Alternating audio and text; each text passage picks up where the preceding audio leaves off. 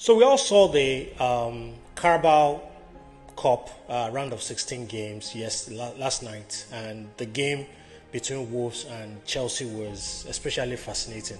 For the neutrals, I think that was a great game of football, 7-goal trailer. But from a Chelsea perspective, I thought the second half was very unnecessary. Going into halftime, leading 3 goals, you had control of the game. I thought the game was over, but it was anything but. Especially towards the end of that game, I didn't know if this was going to be a game that ends in a draw and we go to the lottery of penalties, and Chelsea could have been out. So I was curious to get a sense of what Enzo Maresca was thinking, and we got an insight into that in the press conference. He was talking about Liam's Delap, red card. First of all, he said, let's listen to it. A very stupid red card. It's embarrassing when it's a red card like today. 2 yellow cards in 5 minutes, 10 minutes, 7 minutes. I told him 4 or 5 times, keep calm.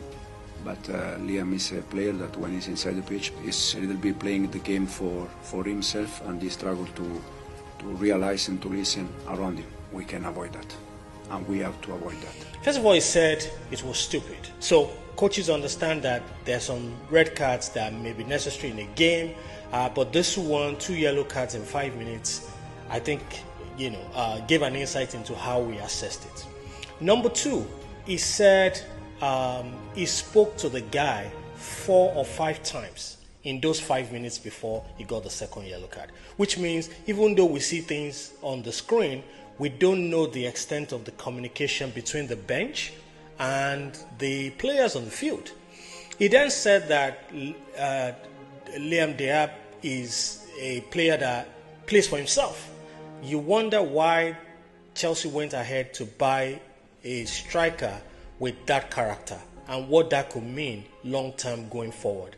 Then he then said that he doesn't have self-awareness. I thought it was really telling for him to come to the press to say that about the player and put the player on blast.